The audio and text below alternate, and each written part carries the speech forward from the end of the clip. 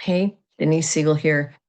I know it's been a while since I've been making videos because I hurt myself, and it's allowed me to kind of regroup and kind of reformulate how I want to go forward.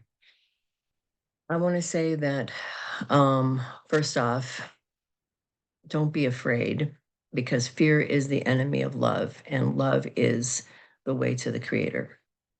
We are in the midst of a massive paradigm shift, and there are many things coming down the pike. This is very karmic for the United States, what's going on. And the reason I started seeing the signs and getting visions of this as a 12-year-old is because when we adopted, when Reagan was president, um, some of the values that were adopted by him in embracing the evangelical movement, where the idea is to impose your will on other people through fear. This is the beginning of what I felt was the end of, ultimately would lead to the end of the American empire. And why do I say that?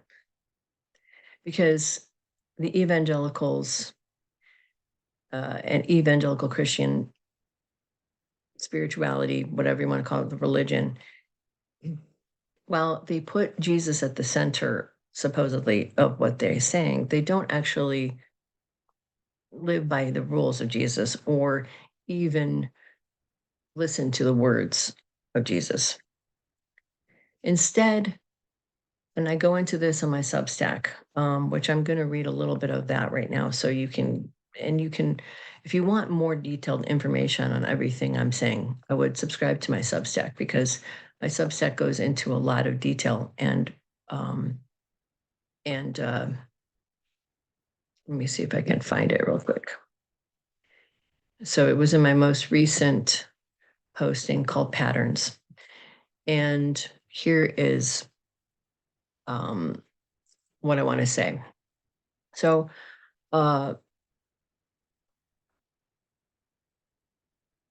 if you remember, and I don't know if many of you are old enough to remember, and maybe some of you didn't pay attention, but as was always attuned to these kind of things, in the 80s, there were statues all over the world that started crying of Mary. Some of them bled tears, some of them just water coming out of the eyes, and nobody understood what it meant. It was clearly a warning for the world that we were going down the wrong path. In about the early 90s, group of kids in Medjugorje, which is Bosnia, right before the Bosnian War, started seeing Mother Mary come to them and tell them a very specific message, which I know from a student of mine who's been a longtime student for years now, who's told us the story in groups. She went with her Catholic church to Medjugorje, and met with the children with her church. And they talked to the kids and asked, what was the message that Mary was repeating over and over again?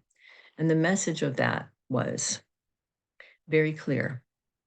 Pray for the people, the religious leaders, because they are leading the people down the road to perdition. And what is perdition? But it is hell, actually. It is the biblical idea of hell. And when you think about that, it seems like a very strange thing to tell these kids. But when you do the research about how the church formed and the sins of the church, and really it was the Romans who took what was a Jewish movement with people who have followed Jesus, and there's tons of apocryphal texts which were found at the turn of the century, in the last century, dug up in caves and other things by archaeologists. There was one that was the Gospel of Mary. Most of it is lost, but the first couple pages are there, which was Mary Magdalene, who was at the right hand of Jesus. She was actually the closest person to him although that's been rewritten by Paul and didn't fit the metaphor or the narrative for the Romans because they were very misogynistic. So they buried her gospel when they at the Council of Nicaea. So there were all kinds of apocryphal, what they call things that didn't make it into the final New Testament. Because what ended up in the New Testament was all of the post, not people that were around Jesus when he was actually preaching, but hundreds of years after the death of Christ that fit the narrative that the Romans wanted to use to unite their kingdom and basically remake their empire and import it and sort of control Europe and the world with it.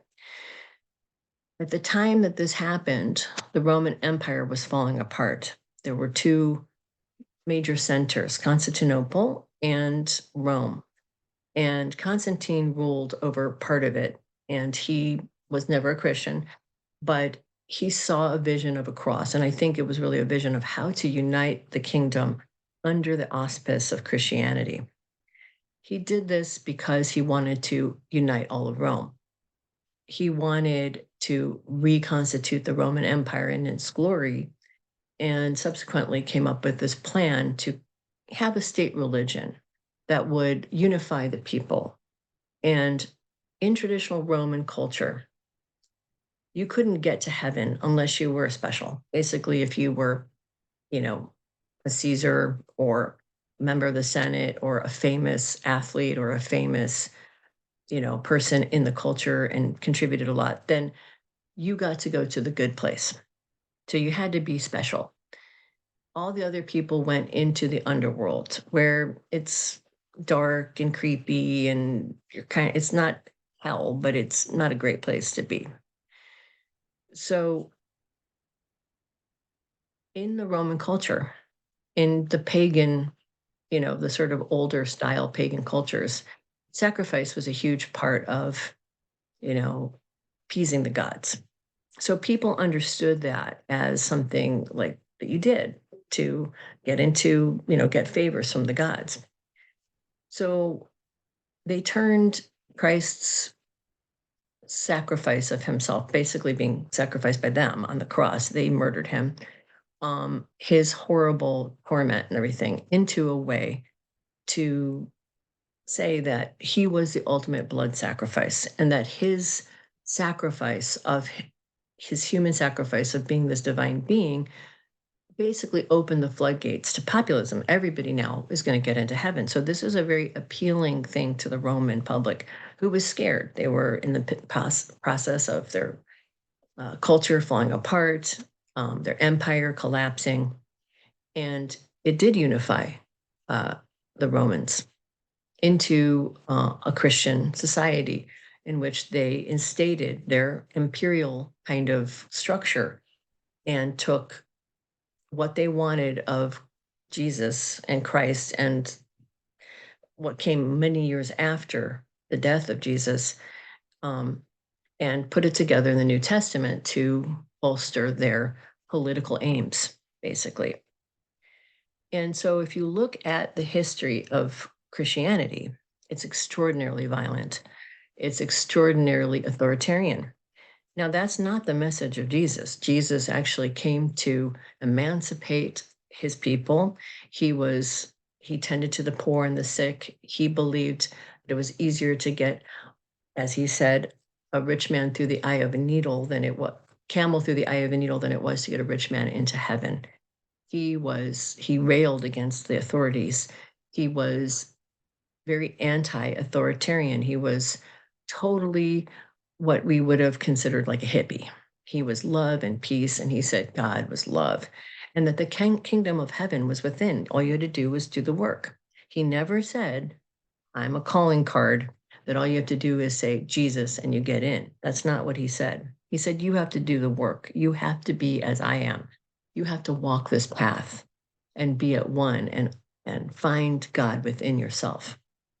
But the Romans, that was not really in keeping with how their religious ideologies and how their understanding of the universe worked. And they slowly turned him into a god. And I'm not the one who, I mean, read some Ehrman, who is a really scholar in biblical. He was an evangelical. He studied at Harvard. And as he dug into the Gospels, he started to see the pattern of how over time Jesus went from being the savior of the Jewish people and, in terms of slavery and being this enlightened person into becoming God. Even in the Jewish tradition, the Messiah is not God. There's only one God that you're supposed to pray to. There's only one God in the Jewish faith that is all important, and anything else would be complete heresy. So Jesus never said in the gospel that he was the Son of God. He said very specifically over and over, he was the Son of Man. And what does that mean? He was just like everyone else. He was human. And he was just an enlightened human. He was just someone who came to do these amazing things and teach people that God is love and to tend to the people who needed tending to, because all life is sacred and all human life, we all have the potential to know God. But that didn't really square with the intentions of the Romans. And so they built this church with, just how they built their society. They built the Roman Catholic Church so that there was a pope. So there's a head honcho. And then there's all these cardinals and all these different, this very intensive hierarchy. And they, by force, they took over Europe, basically. And all the kings of Europe and queens of Europe were underneath Roman Catholic Church. If you look at the history of the church, there's the burning times where there's estimates of anywhere between 100,000 women being murdered to a quarter of the population of women being murdered. And then you have, besides that, you have the Inquisition, which is horrifying, just torturing people and killing people. Then you have the history of Christianity being imported to the Americas and to Australia, where we basically decimated and committed genocide against the native peoples. That's the history of Christianity, of the Roman. And you can say, oh, well, what about, the movement of Martin Luther, where they broke from the Roman Catholic Church, in which all other iterations of Christianity come out of? Well, what they did was they were really grossed out by the absolute kind of materialism of the Roman Catholic Church, the gaudy gold and the lapis lazuli on the walls of the Vatican, and felt like it was against the teachings of Christ. They wanted austerity. They didn't feel like that was appropriate. They also didn't like the vestiges of paganism, which were in the Roman Catholic Church, of Mary, who is a representation of the goddess. They didn't like all of the different saints, because they were often used as ways. So, for example, Bridget was a goddess in Ireland, which they turned into a saint. This was a common way to basically incorporate people into their empire. And so they would turn old gods and goddesses that people worshipped into saints so that they could fold them into that religious context. So they basically threw away their own, their past, and they cut themselves off from those earlier spiritual kind of traditions. And they just said, no, we're only focused on, this part. But they didn't actually change the power structure. They didn't actually change the hierarchy. They didn't change the Roman aspects of it. They didn't look into the New Testament and think, well, this was put together by the Romans. And within the DNA of this this are the seeds, basically, of imperialism. And imperialism is absolutely 100% goes against everything Jesus ever talked about. So, as evangelicals, now the evangelical faith, which is now not only divorced from all of the good things that Jesus said. Now they started to kind of, you need to watch The Family to understand this documentary. But evangelicalism kind of, over time, instead of reading the Gospels, people who would be priests and preachers had to go through a lot of training. They had to understand the Bible, they had to read the Bible, they had to study it, they had to understand the inconsistencies, and they had to really kind of square this as metaphor and understand, what they were reading and the context and the history of it.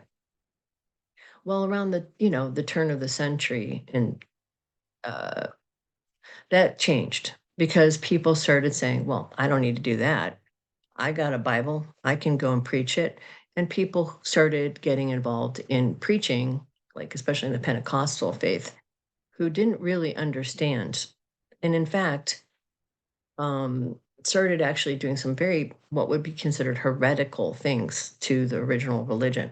For example, in the original religion of Christianity, when the Romans were trying to figure out how do we make Jesus a god, they borrowed from an earlier model of the goddess, where there's the maiden mother crone. That's a really traditional thing that happens over and over again in ancient cultures that worship the goddess. And in fact, the Romans had many goddesses that were threefold. So, how do you square Jesus? Because in Judaism, which they decided to keep the Old Testament as sort of a precursor, so you knew where Jesus came out of, um, kind of like, there's not really a great equivalent, but that was sort of his foundation. And they put it in there as sort of a notation of how and where he came out of. So in Judaism, there's only one God. I mean, there are other gods that you're not supposed to worship, and that's totally heretical. You're supposed to only worship Yahweh, and He's the one and only God. And while there may be other gods, you're not supposed to have anything to do with them.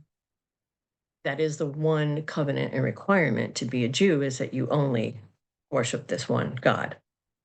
So how do you get around that? Because Jesus was a Jew, and you're only supposed to worship Yahweh. So how do we make this dude who never said he was a god, but we got to turn him into one, because the people aren't going to accept him as just an enlightened person, because that's just not our way. So we're going to turn him into a god. So how do we do that? Well, here's what they came up with at the Council of Nicaea. We're going to turn him into a triple-faced male god. We're going to decide that he is the son of the Father, and then there's the Holy Spirit, and that's how Mary, got pregnant. Now, if you think about some of that, it's quite interesting, because Jesus, when he had Inri on his head, King of the Jews, he was in direct line from his father's side of being the king. He should have been the rightful king. He was in line to be king. His father, Joseph, was actually, that's where that lineage came from, not his mother. So if he wasn't actually, uh, you can't have it both ways. Either Joseph was his father or God was his father. Um, and the reason why there's that story in the Bible about going and killing all the firstborn males is because they were looking for the next in line to be the king, and that would have been Joseph's child. So that is an earlier story. And then as it evolves and the Holy Spirit comes and impregnates Mary. Now, those things in the Bible that were put in the Council of Nicaea, that was put together by the Romans, like I said, Paul was a huge factor here. And Paul was the one who kind of, I think, inspired the Romans to sort of adopt Christianity. Again, he did not know Jesus, and he actually had murdered personally like 50 or more Christians. He was a psychopath and a misogynist, kind of an evil guy. And all of the yeah, subsequent gospels were written by people, again, it's like telephone. Now imagine if you were told a story like 300 years ago. Okay, so this is hundreds of years after the death of Christ. These are, some of these teachings were taught in the little churches that were brought to Rome by the women who followed Christ in the Middle East, and sort of taught the gospel in oral tradition. They didn't really write it down. They would just teach in their homes. They started in houses. And so a lot of this was sort of like, knowledge passed down and then rethought and rewritten into many, many years later. So while we have some words of Jesus, while we have some things that he said, it was couched and changed and manipulated into whatever that person's particular perspective was, which is always the case. I mean, that's just what happens. So you have to bear in mind that the actual people who surrounded Jesus, his actual apostles, the ones who followed him from the beginning, those are apocryphal texts. They are actually not in the New Testament. You can find them. There's the Gnostic Gospels that have pieces of those things, and you can look at that. And a lot of the information in those are very in sharp contrast to the stuff that's in the New Testament. In fact, there's talk about reincarnation. Mary was a huge figure. She was, a lot of people think she was actually a priestess before she, so the stories about her being a whore and all that were made up by the Catholic Church to sort of push her down the line and make her less important because it was a very misogynistic, patriarchal Roman religion. What I'm telling you here is this is all in the DNA of the church. It's not the words of Jesus. The words of Jesus are separate from the church itself. And by the time you got into the 20th century, as the evangelical movement sort of really sprung forth out of, and people didn't know all of what I'm telling you, and they embraced the sort of Roman aspect of pushing their ideals and their ideas, and they went to the Old Testament, which, by the way, if you were raised Catholic, you didn't really, there wasn't a lot of at least in my Catholic church, um, that was not the emphasis. It was the New Testament. So that's part of the history of the sort of Romanized version of Christianity, which is to impose your ideals, your morals, and think that you're right and everybody else is wrong, and you have the answer, and this is the way, and there's only one way, and you're going to enforce it by the butt of a gun. That was that's the seed that they took, and they started evangelizing and scaring people and using fear and all that. Now, in the family, the documentary, it goes into some very interesting things. I'm not going to go into all of it, but you should watch it because you see that thread happening in secret underneath the political spectrum, that a lot of things that are kind of coming into being now make this kind of ties a lot of that stuff together. One of the things that, of course, Jesus, he never ministered to the wealthy, to the powerful. In fact, he saw them, you know, as being in opposition to God because they tried to impose their will on others, and they made people's lives hell, and they abused their power. He was railed down against that over and over again. But that is not the Jesus of the evangelicals. The Jesus of the evangelicals is the muscular Roman buffed up guy with the AR-15s and who is going to shoot you if you don't believe him.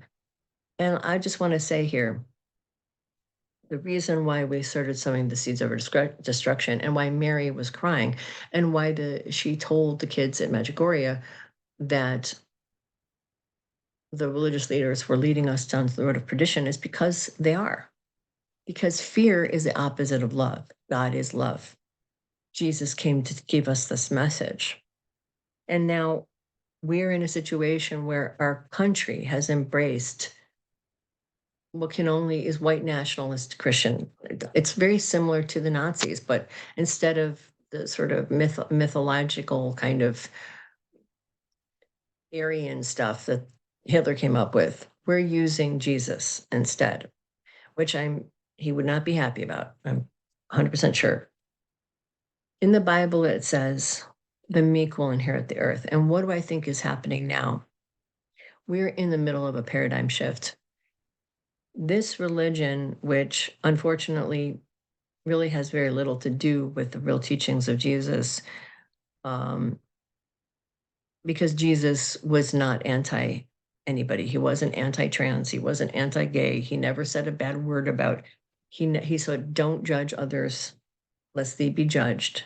He said, "Turn the other cheek." He said, "Love thy neighbor as thyself."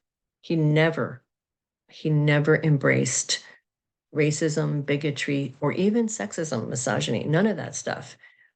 Yet we have now at the seed and the core of the evangelical movement a very evil, I think, doctrine, which is to impose some idea based on their people's unanswered shadow stuff under the guise of them being important and chosen by God to impose their will on others, which is absolutely 100%, 180 degrees from what Jesus was talking about.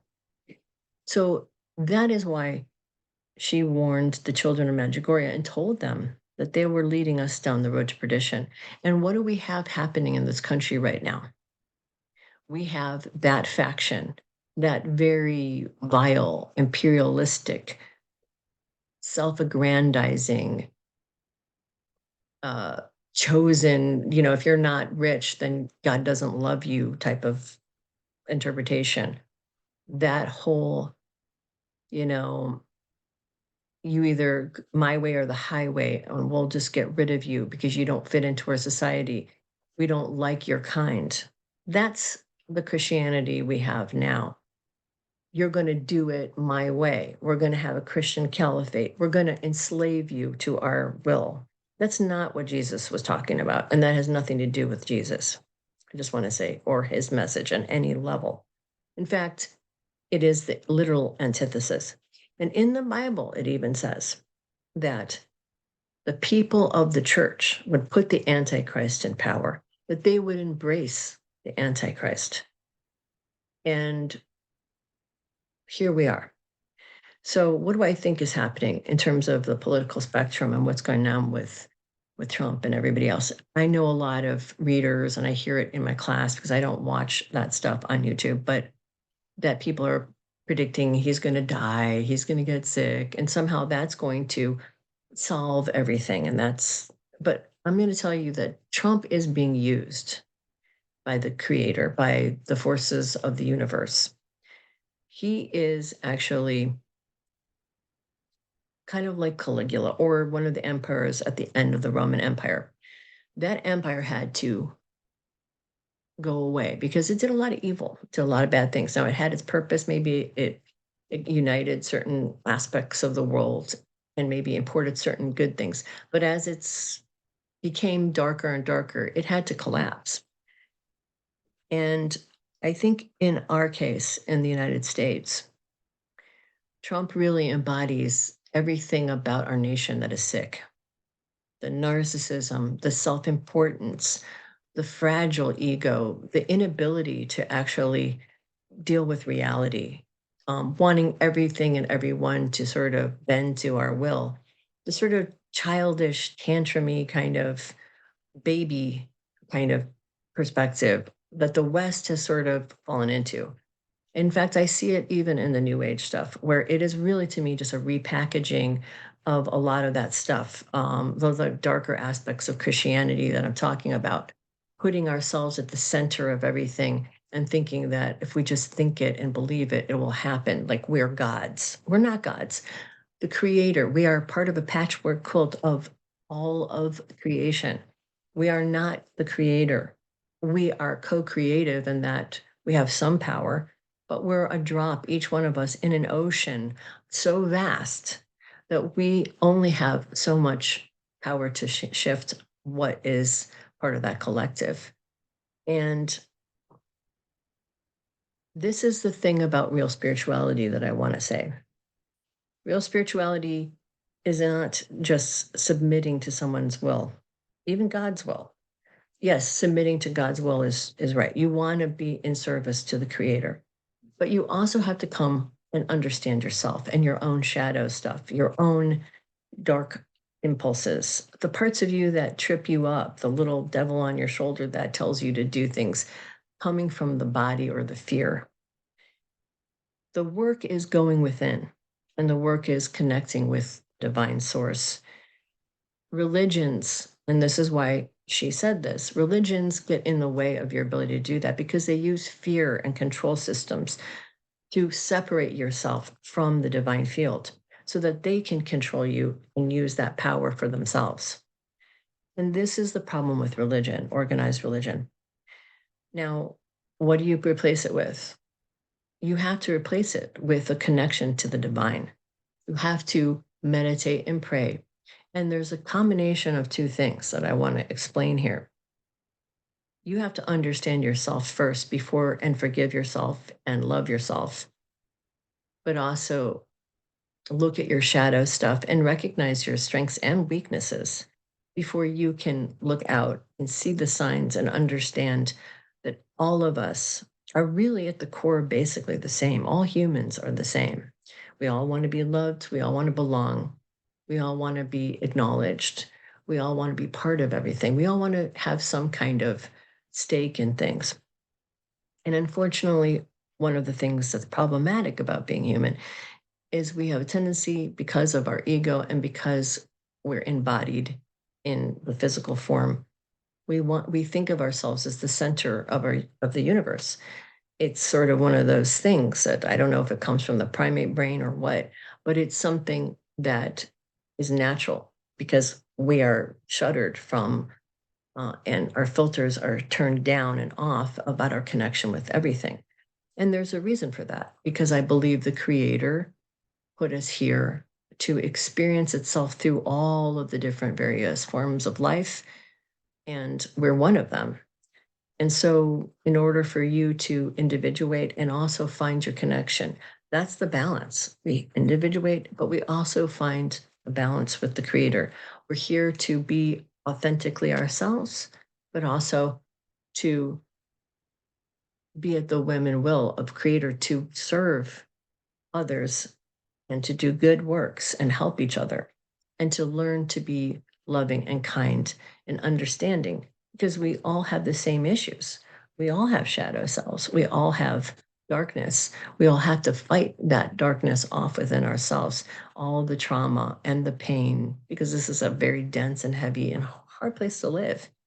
And we all carry that jingle bag of darkness with us that we need to unpack and look at, because if we don't, what happens is it takes over our personality. And you see that in the evangelical movement quite a lot, because once you cut yourself off and you pretend like you are holy and there is everything you do is divine and you're chosen by God, what happens is all that shadow stuff just starts to just take over, because now you have the divine right of kings. You're chosen. Anything you do is, well, God ordained you to be whatever you want to do, and you have the power. So you can wield it however you want. That's not how it really works. And that's why we are where we are now. Because we have, as an empire, we have imposed our will on other people. We have, in my opinion, we have done a lot of bad things. We've done some good things too.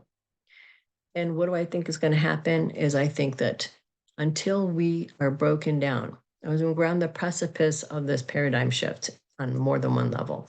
We have climate change, which is also as a result of seeing ourselves as separate from nature, which comes out of these Abrahamic religions, which are, in my opinion, crumbling and will show themselves to be not great over time, because they're the thing that are going to lead us to the precipice of complete and utter destruction, and are doing so right now. It's really a lot of this World War stuff is being fueled by the wanting of the end times. I mean, which is sick, actually. And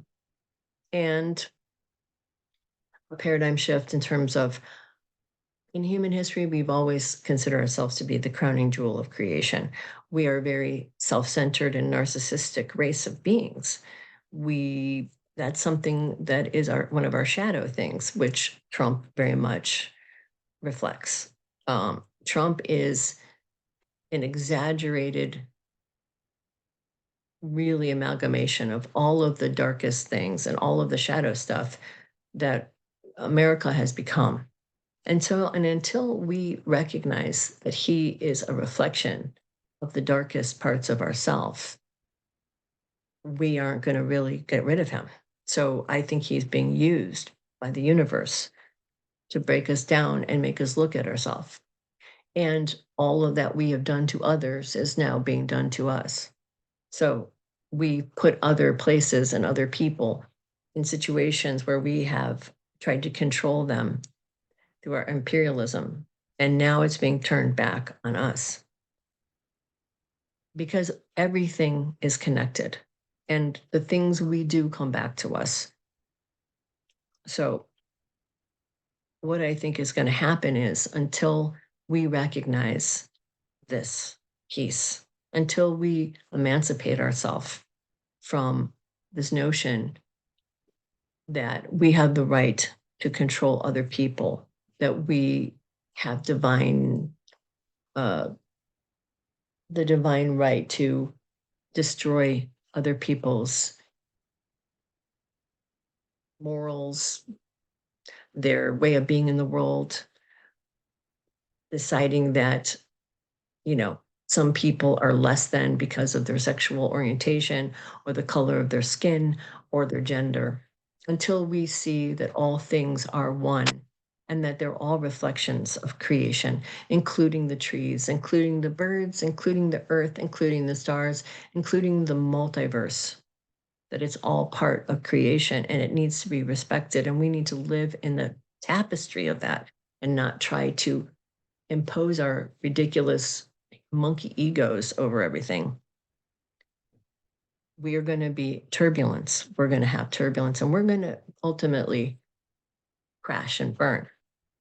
And that's what's starting to happen now. So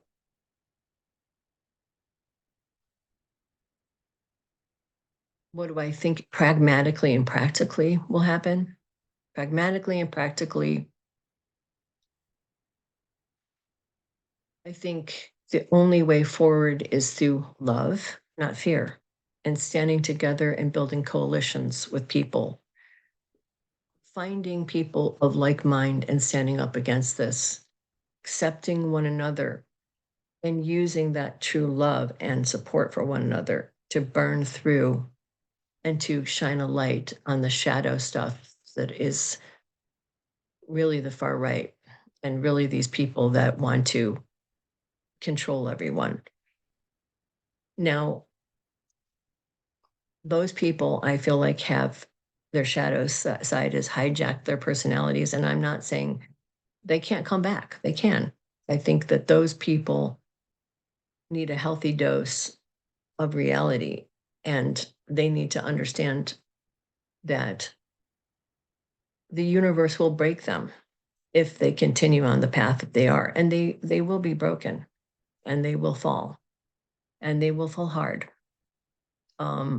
But they will do a lot of damage in the meantime, and they will make a lot of other people fall, and they will do a lot of destruction, and they will wreak a lot of havoc and chaos, and they will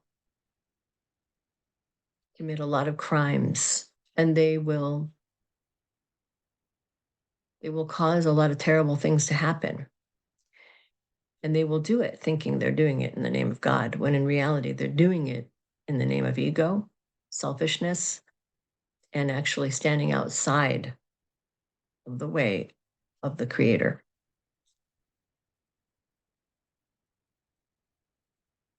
I will go into more detail about the details of what I think are going to happen and what I have seen in terms of coming forward in time. If you subscribe to my Substack, you'll get more very specific kinds of things.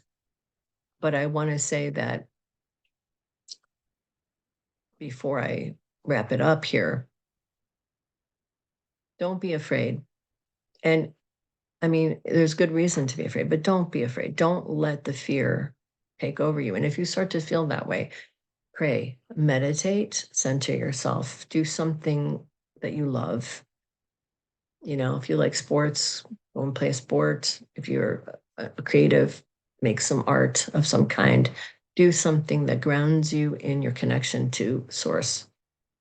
And know that all of this is happening for a reason.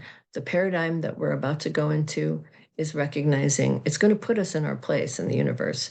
We are on the precipice of recognizing we're not alone in the universe. And that is a massive paradigm shift because really throughout human history, we have wanted to believe that we are the center of creation. And this will be, we're not going to even be allowed to engage in the larger universe until we grow up and realize that we're a small speck in a tiny sea of infinite intelligence. And once we can realize that we have something to offer, but we're not the crown and jewel, and there isn't really anything like that. Everything, every single living thing, everything that the creator has made is equally loved, and there is nothing better than anything else. Hierarchies are man-made bullshit. They're not real. And they give us a sense and they feed our ego, and they have separated us from the truth and from our connection to source, but they're not real. There's no person on this planet who is better than another. We all came with gifts. We all came here for a reason. We all are loved equally. We are all part of the tapestry of creation. We are all sparks of the divine. And that's what Jesus was trying to tell us. In fact, that is the real message of the Christ. What we're doing here now is the opposite in his name. And it's very disturbing. And if those people think that they're going to be raptured up or we're going to go to 5D, that's not what's going to happen. 5D and the New Age stuff is to me a repackaging of all of the same stuff. This is why I really don't like it and why I feel like it's misguided. I think it has more of a materialistic bent to it and a self-centered bent, and that really goes against the truth of spiritual kind of understanding. And I'm not saying that you have to be 100% selfless because you also have to stand in your power. It's a dance being at one with everything, but also retaining your power. That's the trick of it. It's not imposing your power. It's not submitting to other people's power. It's holding your power and being yourself and accepting everyone else's. By the end of this era, as all this stuff starts to fall apart, I will go into details of what I think will happen on my Substack. But what will be born out of this is a very different world, a world that most people can't imagine. It will be better, and it will not be, I don't think, structured in any way like the one that we live in now. And that is the real reason this paradigm shift is happening, because we cannot sustain this insanity and survive. Mary is crying because she's sad that we haven't found the way. Instead of slowly moving towards the right path, we're going towards a destructive one. And we're going to really make some big mistakes and learn the hard way. And that's what's happening. So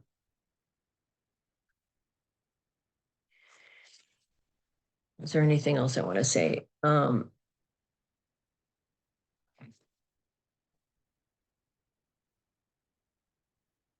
But on the other side of this, and I think a lot about the other side of this and how to help people who are going to come out of this to make a better world where humanity can learn to do what I'm talking about, where people can accept themselves, stand in their power, and see other people that same way, and see everything in creation as part of it, and how to work with that energy and be at one with all things, but still retain their own purpose and their own reason for being. This is much closer to, I think, what's coming on the other side, to much more ancient civilizations, which balance that very, very well. So anyway, that is a little bit of what I wanted to say today. And if you want to know more details of how these things are going to unfold, subscribe to my Substack. Just Astrologer's Guide to Life on Earth, or Denise Siegel. And if you want to book a reading, You can look in the below section there. You can hit the more button, or you can go on my Substack.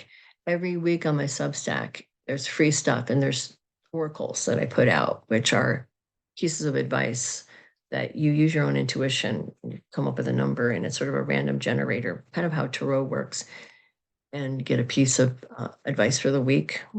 And there's also a yes no oracle. If you have a question about something, you can ask that oracle, like, should I do this? I'll get an answer, yes, no, or maybe. Maybe being it's too early to tell.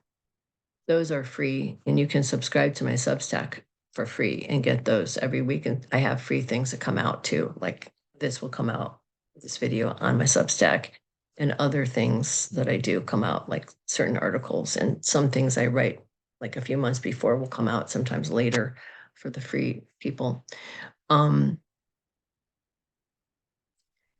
And I guess I should say, please subscribe and like, because that's what everyone does on YouTube, in order to push this information up higher in the algorithm, so more people can understand what's going on. I think I wanted to talk about the philosophical and spiritual underpinnings of what's going on. People are not wrong in the New Age that there is a new earth coming, and people are not necessarily wrong in Christianity that there will be sort of a heaven on earth period, but it isn't going to be what they think, and it isn't going to happen until after everything falls apart, until we are broken and destroyed and we have to rebuild. And that's the part we're in now. And so it really irks me that people don't want to deal with that reality, that they want to just pretend like we're going to go to the good, everything great, because they believe they can manifest that with their little tiny thoughts. They can't. That's not how it works. The universe has its own trajectory. We came here for a reason. We came here to participate in this transformation, and we all have a part to play. Your part, though, is to hold the light of love and compassion. That's what if we all do that, this won't be so bad. And in fact, I believe we can really kind of get the worst of it will not happen. We still will get a variation of what's going to happen. But a good example would be you get an intuition, or you are really aware as you're driving and you see someone, go through a red light. If you're aware and you're on top of it, you can hit the brakes and maybe you get a little sideswipe. If you're not paying attention and you're lost in la la land thinking nothing can touch you, you might die in that accident because you're not aware. And that's the difference right now. We have to stay aware of reality. People need to get grounded in reality and stop with the very bullshit and all of this kind of like fake stuff that's just a way to not deal. It's just really delusional. And it really upsets me because I feel like the purpose of all of the light workers or people who came here to help was to help people through this period, not to lie to them, not to have them put their head in the sand or pretend like everything is going to be great. And it really, really, it feels like a huge failing. And I feel like it's now falling to me and to a few other people to have to actually try to do this on our own, when in reality, there are thousands of people like me here who are supposed to be doing this work and who are shirking their responsibility. And it really is sad. It makes me very, very sad. And frankly, they make it worse. They make it worse when they do that because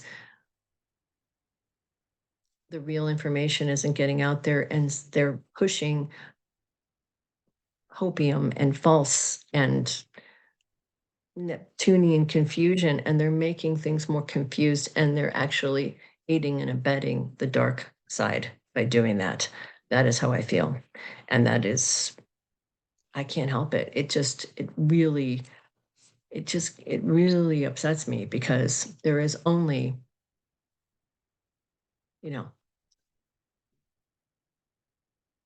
we all need grounding and support, and we need to be clear-eyed in order to get through this in the most positive way. It doesn't help to obscure it, to pretend it's not happening, to look the other way.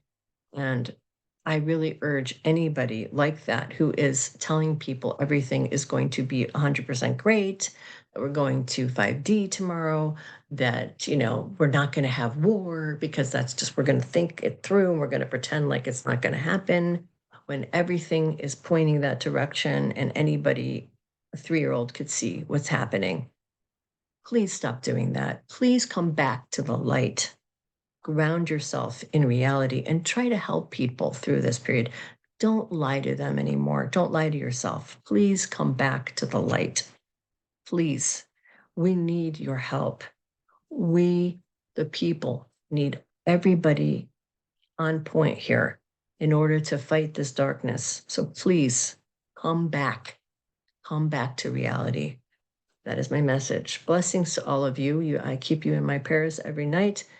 Please pray for this world. Pray that people, their hearts open, that they have compassion and love, and pray that we can see through all the things that are coming our way with clarity and love and respect for the all, and that we all find our divine spark within, and that we grow it to a great light so that we all can share it with each other and burn away the darkness. Blessings to all of you. Have a good week.